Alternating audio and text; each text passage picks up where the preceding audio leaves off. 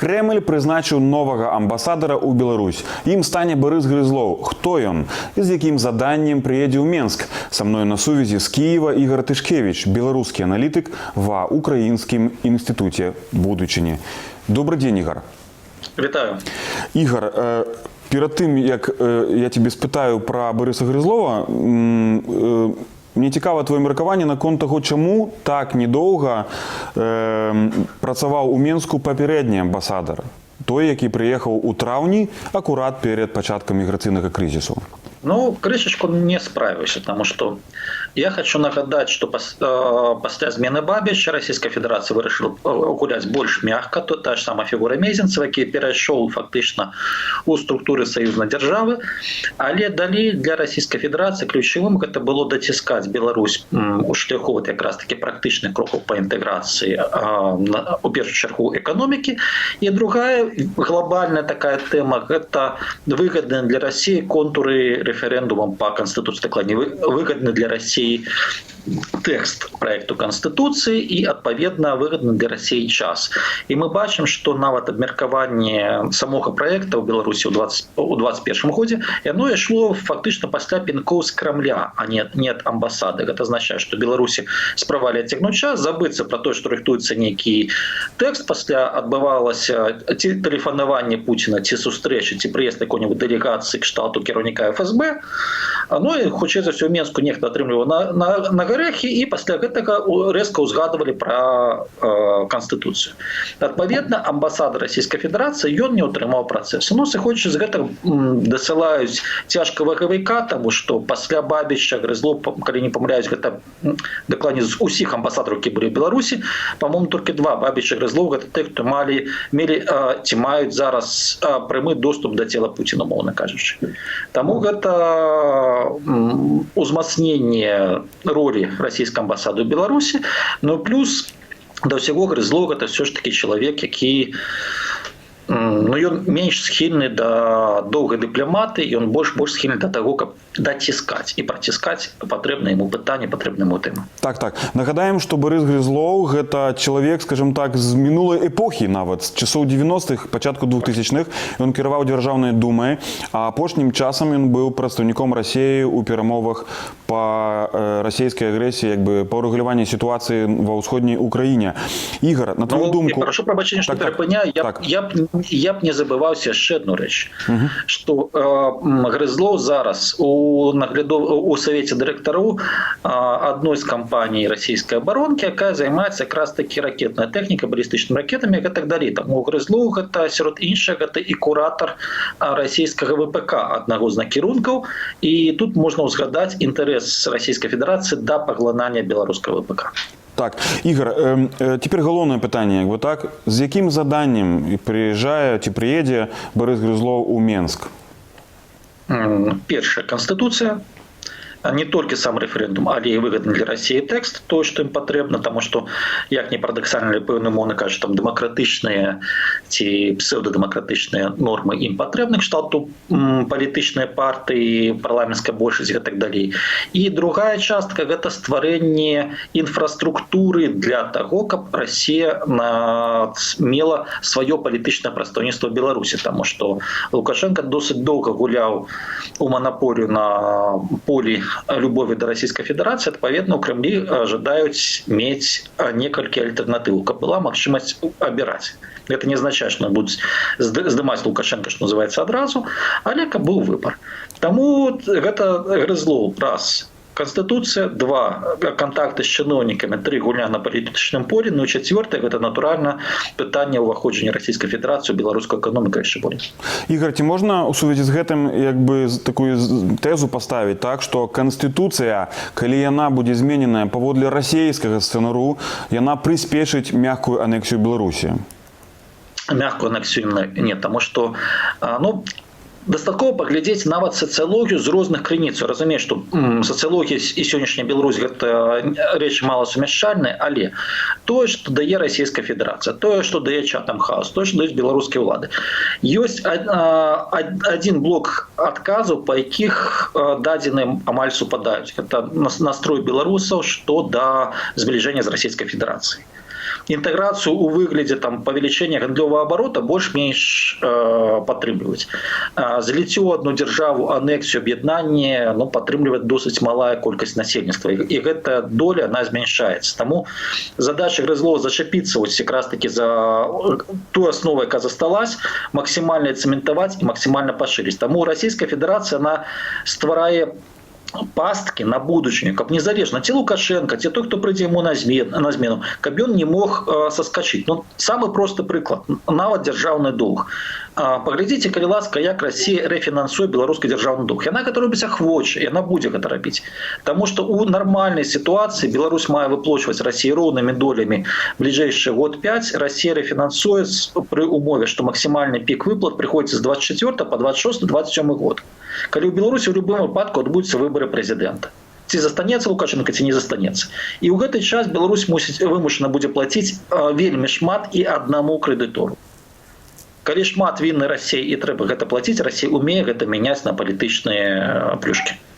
Ігор, пытанне па так званым ультыматуме Пуціна да Заходу і да НАТО.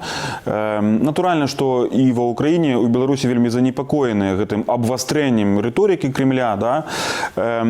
Як ты думаеш, калі Захад катэгарычна адмовіцца ісці на нейкія саступкі, то наколькі пацерпіць у гэтым Беларусь і Украіна, натуральна? Захад ужо не адмовіўся. Тут я хочу прыгадаць і пачатак, па-першае, абмеркавання самого гэтага дакумента. Другое, гэта пытанне тэзы, якія былі агучаны пасля сустрэчы Байдена і Пуціна першай, а таксама дакумент ад 16 чэрвеня 2021 года, гэта дакумент Еўракамісіі пра контуры палітыкі на расійскім накірунку. Таму пазіцыя дзяржаў як Еўрапейскага Саюза у цэлым, так і Злучаных Штатаў Амерыкі, яна акрэслена досыць проста, што пакуль што не выходзім на вялікую такую глобальную здзелку па раздзелу сферу ўплыву, але выходзім з эскалацыі з Расійскай Федэрацыі, працуючы па тых накірунках, якія нам важны. А што гэта за накірункі? Ігор, прабач, што я вставляю сваю рэпліку, бо натуральна, што войскі амерыканскія з Польшы і міжнародныя баявыя групы з дзяржаваў Балты выводзіць ніхто не будзе.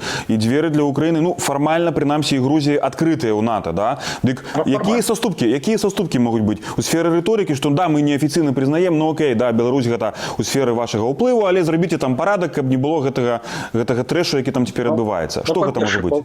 Па-першае, па Ўкраіне я не здзіўлюся, калі украінскія ўлады ў 2021 годзе будуць прымушаць да кампрамісу па Донбасу. Я вельмі не здзіўлюся. Я не здзіўлюся, калі украінскія ўлады будуць прымушаць да прамых кантрактаў ці з тым ж самым ОРДЛО, ці з Расійскай Федэрацыі па энерганосьбітах. Я не здзіўлюся, калі украінскія ўлады будуць прымушаць не моцна пярэчыць пры запуску Паўночнага потока-2, які будзе запущен. А з Беларусі? Вось Беларусі найчасцей паўтараецца самая такая гучная страшылка, гэта ядравая зброя. Пра гэта і Лукашенко ўжо заяўляў, да? Што гэта? Гэта проста пудзіла, якое стаіць, да? Каб Захад цывілізаваны зброя? Ці што гэта такое? Станам на сёння рэзкая рыторыка як з Кремля, так і з Мінску. Па-першае, ёсць рыторыка Масквы. Адпаведна, яна цалкам укладаецца ў тое, што яшчэ Грамыка, коли быў такі міністр замежных справаў, назваў эскалацыяй ради деэскалацыі. Гэта азначае падвышэнне ставак перад важнымі перамовамі.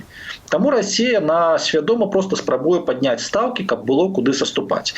Лукашенко спрабуе на гэтай хвалі, назовем так, гуляцца дадаткова, просто дэманструючы некую сваю пазіцыю. Прычым ён перыядычна то падвышае ставкі, то ідзе на пэўныя кантакты з пункту гледжання ці рабочай групы, ці дае сігналу, што Беларусь гатовая не цалкам следаваць у фарватары Расійскай Федэрацыі. Таму для яго гэта спроба гандлявацца такая з апошніх сілаў раптам атрымаецца.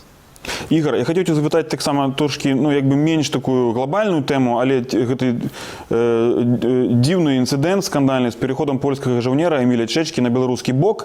І Лукашенко недаўна, літаральна сёння ці учора, дакладна не памятаю, сам пракаментаваў, ледзь не працытаваў ягоныя словы, гэтыя абсурдныя, што, маўляў, жаўнеры ці то памежнікі польскія страляюць у валанцёраў, які дапамагаюць мігрантам. Гэта татальны абсурд, гэта толькі ідыёты могуць паверыць.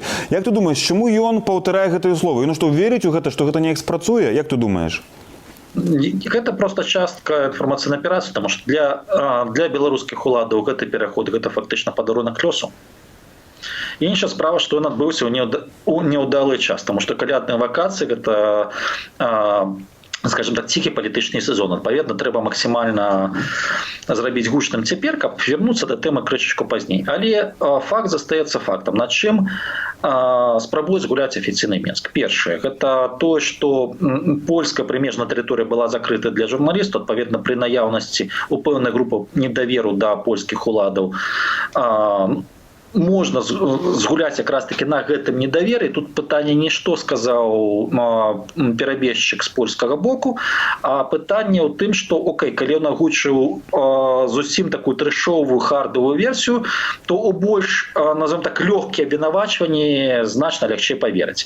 І гэта разлічана не толькі, не столькі на, назовем так, польскі бок, колькі, па-першае, на беларускі грамадзянаў, а другое на іншыя краіны Еўрапейскага Саюза. І тут якраз таки гэта кладзецца на урадлівую глебу канфлікта з Канстытуцыйнага суду, наогул судовай рэформы між Брюсселем і Варшавай, ну і пэўнай крытыкі польскай палітыкі шчодо мігрантаў з боку праваабарончых арганізацый Еўрапейскага Саюза і свету. Таму гэта спроба падгуляць вот якраз таки на гэтых супярэчнасцях, каб стварыць дадатковыя праблемы Варшаве і далей разгортваць у тым ліку інфармацыйныя аперацыі. Еще раз, и одна частка, это на унутренний рынок, что поглядите, коли ласка, тут питання не то, які поляки кепские.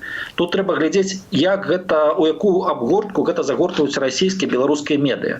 Что, маўляў, и правы человека, и свободы, это все нормально, коли нема погрозы державы. Коли погроза державы есть, вот бачите, нават Польша, Литва, и мы пошли на некие там зусім страшные меры. Так. І адпаведна, окей, і гэта кладецца ў такім выпадку на ўнутраным полі, а вокруг же у нас враги, понимаете, як гаворыць Александр Лукашенко. Так, сапраўды, гэта памежная зона, она была закрыта, але вось цяпер ее адчыняюць. Наколькі мне вядома, я ўчора размаўляў з памежнікамі, ўжо каля больш 20 медыяў туды пусцілі. Між іншым, я ўчора быў у гэтай зоне, нічога там страшнага не бачыў, натуральна, што я не бачыў всего, але ніякіх стрэлаў там не было в кірунку валанцёраў. Зрэшты, іх туды і не пускаюць. Ігор, на пад канец апошняе пытанне, у нас застаецца каля хвіліны.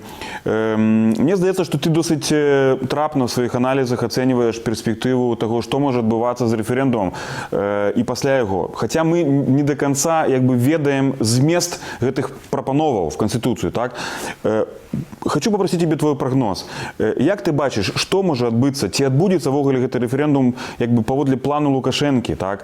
І што будзе адбывацца пасля яго, скажем так, в наступным годзе? Для самого Лукашенко референдум это вельмі важно, но фактично знакавая рэч, таму она так і нервуецца. Таму што гэта першы шанс унесці дадатковую зменную вот у гэта ўраўненне або ў гэту раўнавагу ці спіраль эскалацыі Беларусі з краінамі Еўрапейскага Саюза. Таму што Лукашенко з аднаго боку, ён не хоча саступаць, он не хоча дзеліцца ўладай, але ён не хоча дзеліцца ўладай з Расіяй. Ему патрэбна поле для манёвра. І калі з'яўляецца новая зменная, гэта азначае змена сітуацыі ў Беларусі. Вот, маўляў, рэферэндум, бачыце, там некаторыя быццам бы больш дэмакратычныя нормы, то гэта фармальная падстава для часткі еўрапейскіх палітыкаў пачаць контакты з Беларусю без прызнання, што палітыка не ўдалася. І гэта фармальная падстава для атачэння Лукашэнкі пачаць дыялог з Захадам без прызнання таго, што вымушаны ісці на гэты дыялог, бо страшна, кепска і балюча. Гэта азначае сітуацыя win-win, калі абодва бакі могуць сесці за стол перамовы. Для Лукашэнка гэта вельмі важна. Другі этап, калі не атрымаецца дыялог зараз, то гэта абмеркаванне нормаў выбарчага кодекса, таму што калі ёсць новая канстытуцыя, ёсць новы выбарчы кодекс. І сыходзячы з гэтага, ёсць інтарэсы Расійскай Федэрацыі, ёсць інтарэсы пэўных колаў у Еўрапейскім Саюзе, ёсць інтарэсы пэўных колаў атачэння Лукашэнкі. Не факт, што кансультацыі пачнуцца адразу пасля рэферэндума, але 22 год гэтыя размовы могуць пачацца. Гэта не азначае, што будуць зняты санкцыі хутка, таму што ад моманту пачатку размовы да зняцця санкцый, нават калі все ідзе гладка, праходзіць не менш чым год-паўтары. Так. Але гэты працэс важны для ўсіх. Так, тым больш, што для зняцця санкцыяў патрэбна прынамсі вызваленне хаця б часткі палітычных вязняў. Ігор, дзякуй за твой час і за твой каментар. Дзякую.